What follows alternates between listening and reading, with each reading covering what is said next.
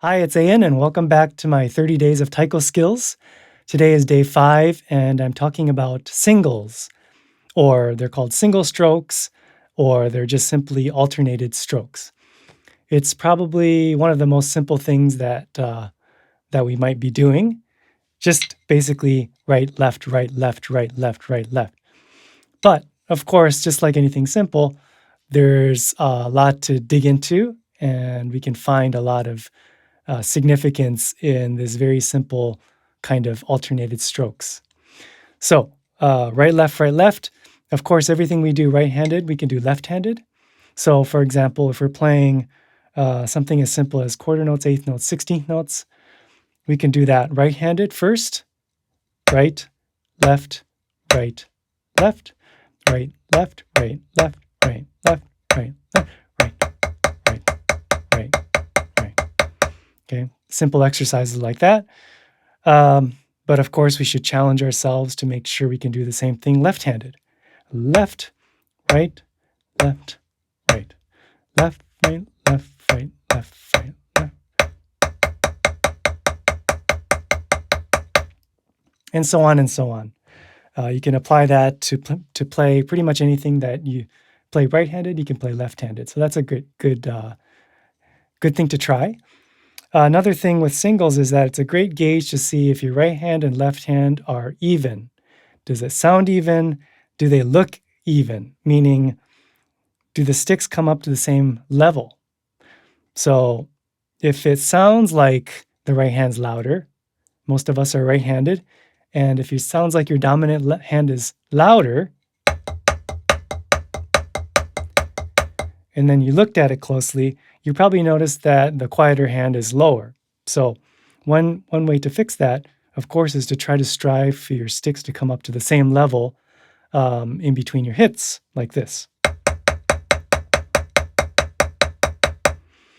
And a good way to strengthen, of course, your left hand, if that's your weaker hand, is to accent the weaker hand. So you're compensating for the fact that your weaker hand is usually quieter.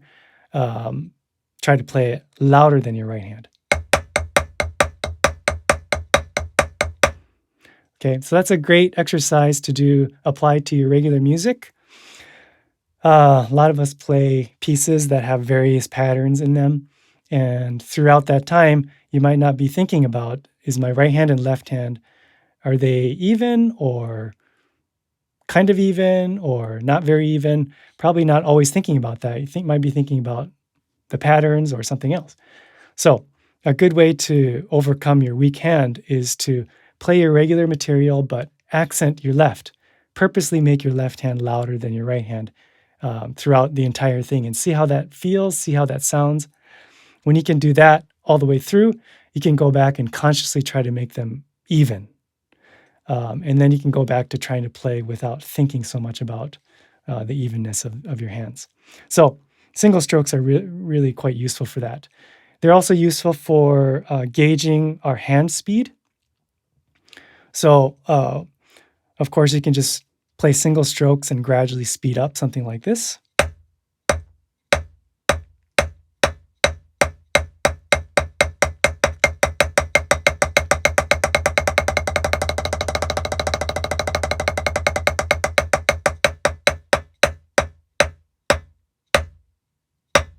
Okay, something like that where you're trying to smoothly go from slow, gradually faster, and then bring it right back down smoothly. So it takes some control to be able to make that transition and trying to keep the sound consistent between right and left. Something like that might remind you of something like oroshi that we would play, which is a roll.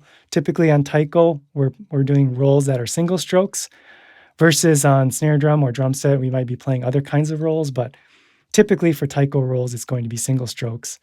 And maybe in the beginning, we're trying to roll, but it's not very fast. As a beginner student, we might be rolling like this. And that would be a great start to play evenly with the right and left, but it doesn't quite sound like a roll yet. It just sounds like kind of a 16th note type rhythm. So that's something that you eventually want to work at and gradually get it faster so it sounds a little bit more like a roll like this. Okay. And with that concept, it doesn't mean that the faster you can play, the better your roll will sound. Because depending on the kind of drum, sometimes if you roll too fast, it just doesn't sound good. The drum gets choked up, it doesn't speak, it doesn't sound smooth at all if you're trying to force it. So if I tried to play as fast as I could on a roll like this, it just doesn't sound good. It just doesn't have a flow to it. And even if it was more even than that, like this, it would, even a shimadaiko, it would probably choke up that sound, and it wouldn't have this kind of tone that you can hear underneath the attack of those hits. So I think the bigger the drum, the slower your sticks would have to roll so that you can account for that hum. And that's one of those things that we learn through just experience of performing, especially, where the thing that you hear right next to your drum is often quite different than what the audience hears or even the rest of your group members hear. So you might be thinking, oh, that doesn't really sound like a good roll because it's kind of slow. But if you step away for a little while, maybe go 20, 30, 40 feet, kind of go halfway into the audience and see what that sounds like, then you probably hear more of the hum and the tone of the drum. And that's what we're going for, I think, for a good roll. So it's good to get hand speed and work on your technique, but understand that faster, of course, doesn't mean better necessarily. One more thing.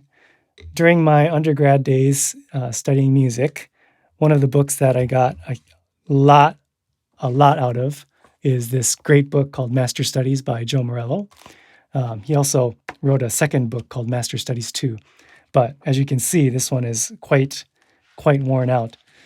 And I went through this book thoroughly over many years, but one of the things that applies to what we're talking about is this thing called Table of Time. And the author, Joe Morello, says that this is a great way to develop your single stroke roll. So Table of Time is just providing increasingly faster, more complex subdivisions over the basic pulse, starting with quarter notes, going to quarter note triplets, eighth notes, regular eighth note triplets, 16th notes, fives, sixes, sevens, eights, and it goes farther down all the way to 12s. So when I first saw this, I thought, how do you apply this to music? It just seems like very kind of mechanical exercise, but of course, this is just an exercise to help you give control so that you're free to express yourself in whatever kind of musical situation you might run across. So I will just demonstrate really quickly with a metronome at 60 BPM. I will go from the top all the way to the eighths, and then I'll just go backward, and just so you can hear what that sounds like. So this version has accents written in. You could do this with accents or without accents. You could also do the whole thing left-handed. But basically, this is to help you develop control of your right and left timing and volume and the spacing of that. So I'll give it a shot here.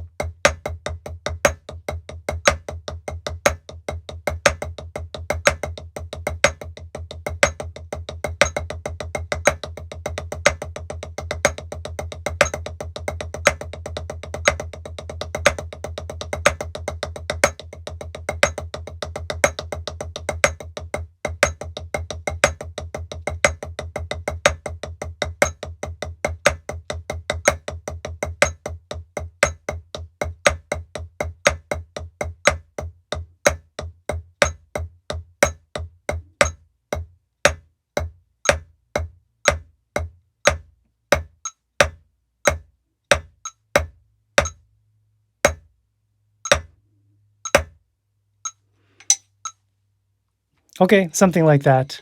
Could have been better, could have been a little bit more accurate, but you get the point. You can also practice going beyond eights if you feel very adventuresome. I think without question, the 11s are the hardest. I think these all have a certain approach that you can take if you're not familiar with how to play fives and sevens, for example, or nines or tens. There's different ways to approach them, but basically, it's just a tool to kind of help us get our single strokes in order. So, highly, highly recommend this book as well as the Master Studies 2 book.